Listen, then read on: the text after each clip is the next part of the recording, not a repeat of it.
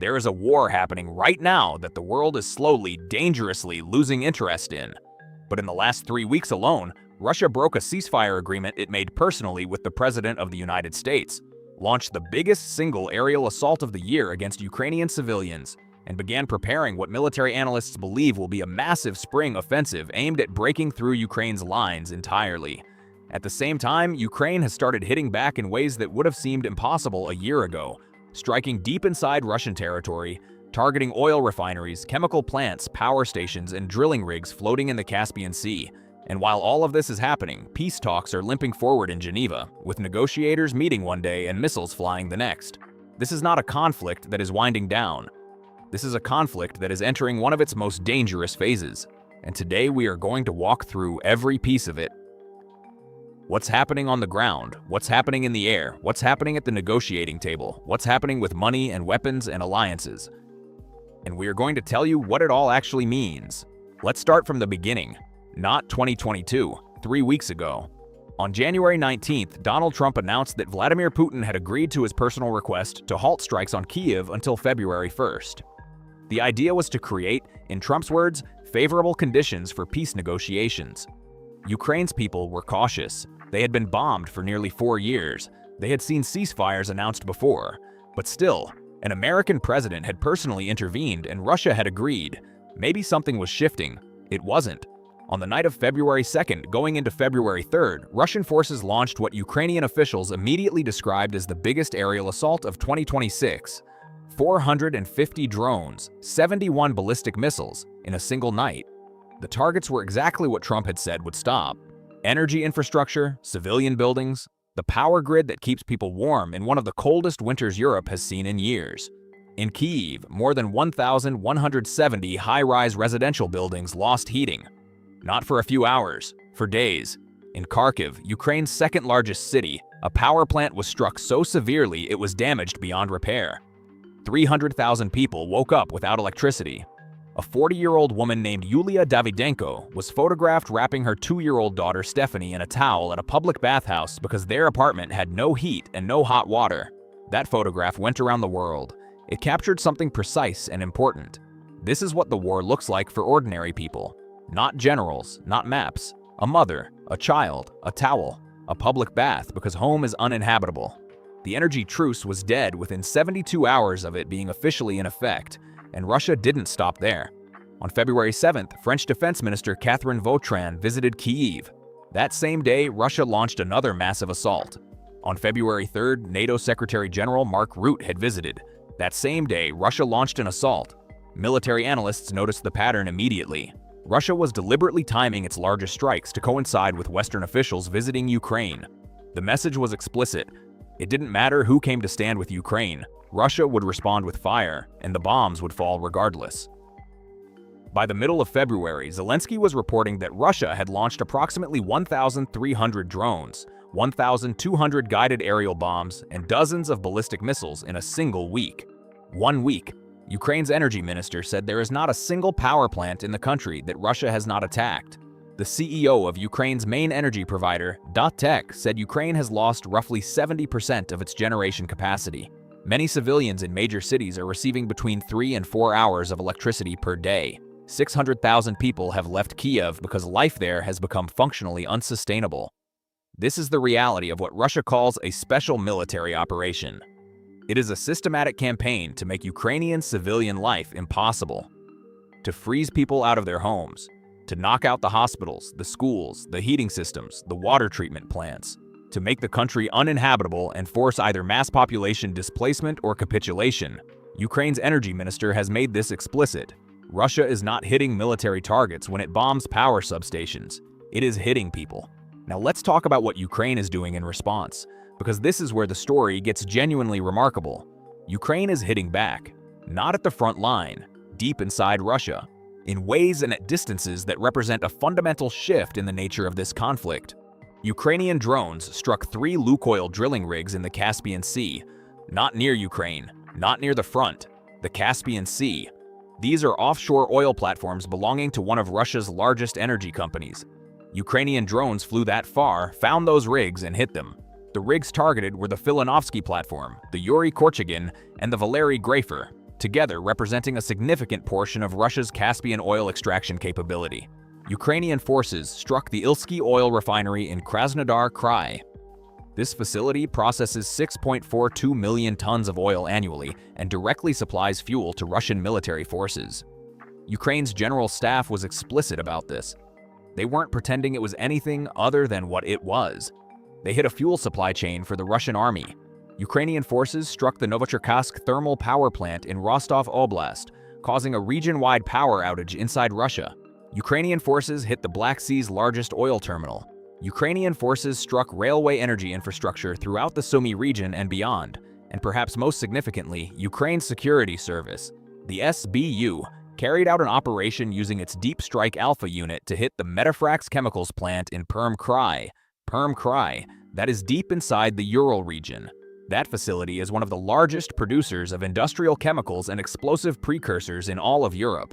Ukraine reached it with drones and hit it hard enough to cause significant damage to production. What Ukraine is doing is strategic. They are not simply retaliating randomly. They are targeting the infrastructure that funds and fuels Russia's ability to wage this war. Oil exports are the financial lifeblood of Russia's military budget. Every refinery that burns, every drilling platform that goes dark, every terminal that stops moving oil represents revenue that won't reach the Russian Defense Ministry. And every fuel depot that burns is fuel that won't reach Russian tanks. Ukraine has also demonstrated something extraordinary on the electronic warfare front. Russian forces have been heavily dependent on Starlink terminals for communications and drone warfare coordination. In early February, Elon Musk, who controls Starlink, deactivated terminals being used by Russian forces following a direct request from Kyiv. Russian military bloggers reported sweeping outages across the entire front line. At least 9 bloggers embedded with Russian units described losing connections simultaneously. Russian commanders suddenly couldn't coordinate their drone attacks. Unit-to-unit communications broke down. Russia does not have a domestically produced alternative to Starlink at scale. They're now reportedly testing a stratospheric communications system, but Russian military bloggers who've reviewed it have already dismissed it as inadequate. This is an asymmetric vulnerability that Ukraine and Musk just demonstrated they can exploit. Meanwhile, Ukraine carried out strikes on a launch site for Russian intermediate-range ballistic missiles. The hangar complex is used for pre-launch preparation of missiles that can carry nuclear warheads, and Ukraine hit a testing ground for Russia's Oreshnik hypersonic missile near the Caspian Sea using Ukrainian-made long-range Flamingo missiles. Zelensky called the results good. Now let's zoom out to the front line itself, because while all of this is happening from the air, the ground war continues, and Russia is advancing. According to the Institute for the Study of War, in the 4-week period from January 13th to February 10th, Russian forces gained 182 square miles of Ukrainian territory. To put that in context, that's approximately 8 times the size of Manhattan in a single month. And it represented a significant acceleration. The month before, Russia had gained 79 square miles. The rate of advance is picking up. Russia's army chief Valery Gerasimov visited Russian troops inside Ukraine in February and announced that his forces had seized a dozen villages in eastern Ukraine just that month. He is using these announcements strategically. The Institute for the Study of War has noted that Gerasimov is deliberately aggrandizing small gains to influence peace negotiations and push the West to pressure Ukraine into concessions. The gains are real, but they are not the breakthrough Russia wants you to believe they are. ISW analysts were explicit. Russian gains are moving at a foot pace and do not indicate any imminent collapse of Ukrainian defensive lines. But the direction of movement is still inward. Russia is closing on 3 key Ukrainian towns that military analysts have flagged as strategically significant: Pokrovsk in Donetsk Oblast, Mirnorod, also in Donetsk, and Huliaipol in Zaporizhia Oblast. The New York Times described Russia's approach to these towns as happening at a glacial pace, but glaciers, given enough time, level everything in their path. Looking further ahead, ISW believes Russia is preparing a major offensive likely to begin as early as late April. The expected axes of advance are the Slovyansk-Kramatorsk corridor in Donetsk and the Orikhiv-Zaporizhzhia city axis further south. Slovyansk and Kramatorsk are not small villages.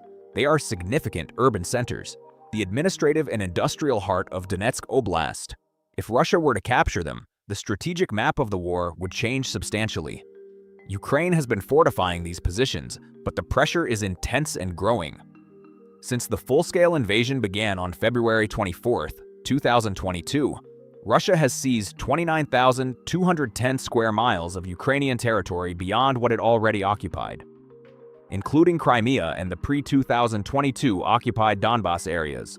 Russia now controls approximately 45,835 square miles of Ukraine, roughly 20% of the country's entire territory, the area of a state the size of Pennsylvania, sitting inside Ukraine's internationally recognized borders under Russian military occupation.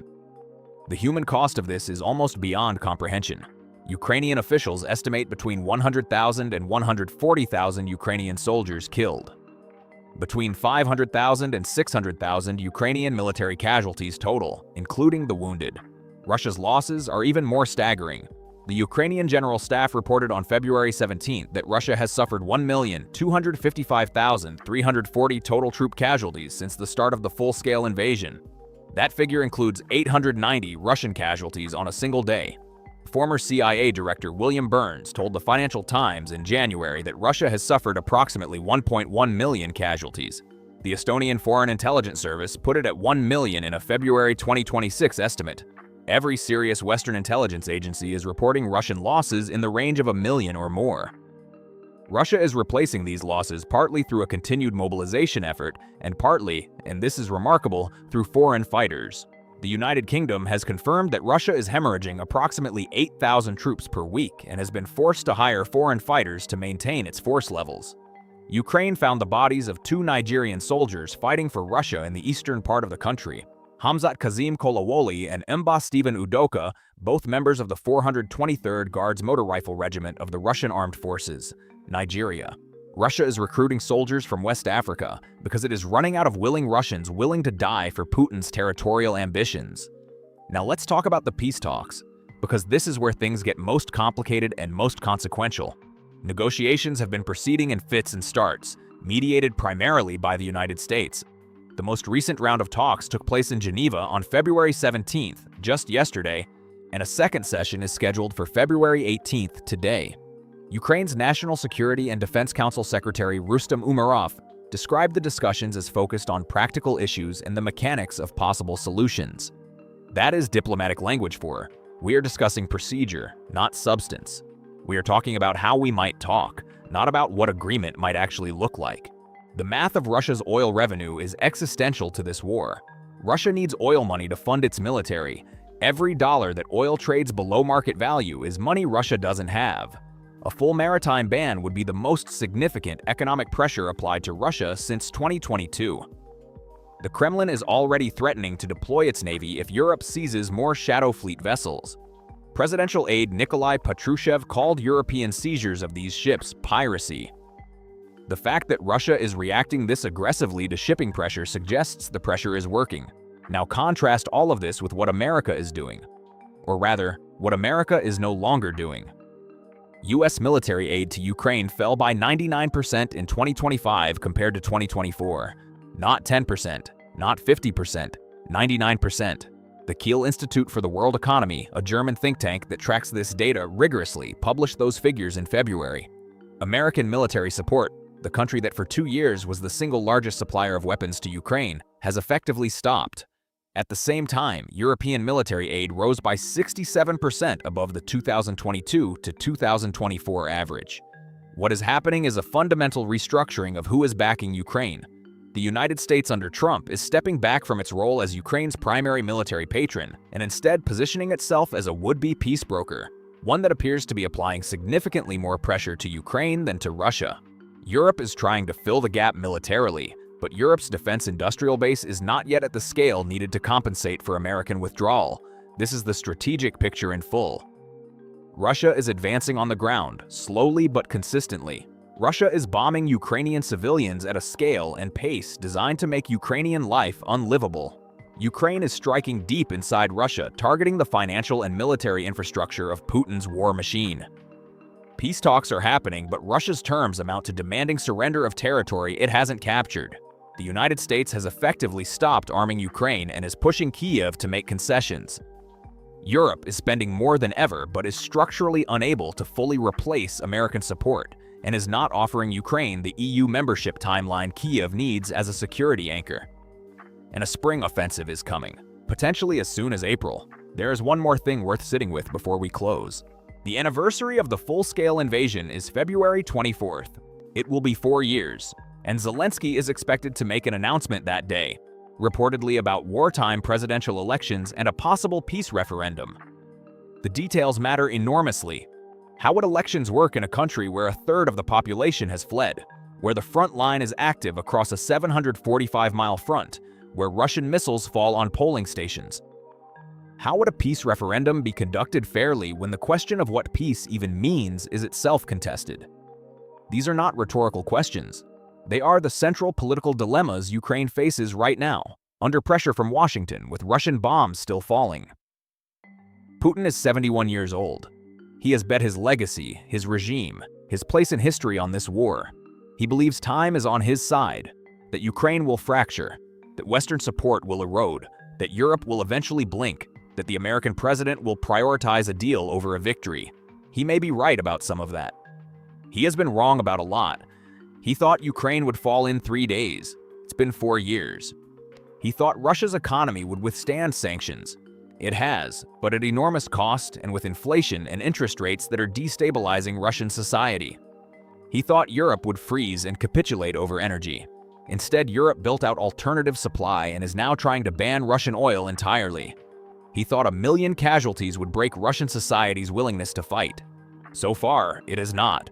But here's what is true. This war is not ending on Ukraine's terms right now. The territorial math is moving in the wrong direction. The energy infrastructure is in ruins. The population is exhausted. The air defenses, however heroic, are being worn down by sheer volume. And the United States, the country that turned the tide in 2022, is no longer the same partner it was. The next 3 months will define what kind of war this becomes. If Russia's spring offensive achieves significant breakthroughs before any ceasefire, the negotiating map shifts dramatically toward Moscow. If Ukraine can hold the line, and if European support scales fast enough, and if the deep strikes inside Russia succeed in degrading Russia's ability to sustain operations, then the picture looks different. But none of that is guaranteed. None of it is even likely without a clarity of commitment from the West that, as of today, February 18, 2026, does not exist. This is day 1455 of Russia's full-scale invasion of Ukraine. The war is not over. It may be entering its most pivotal chapter yet,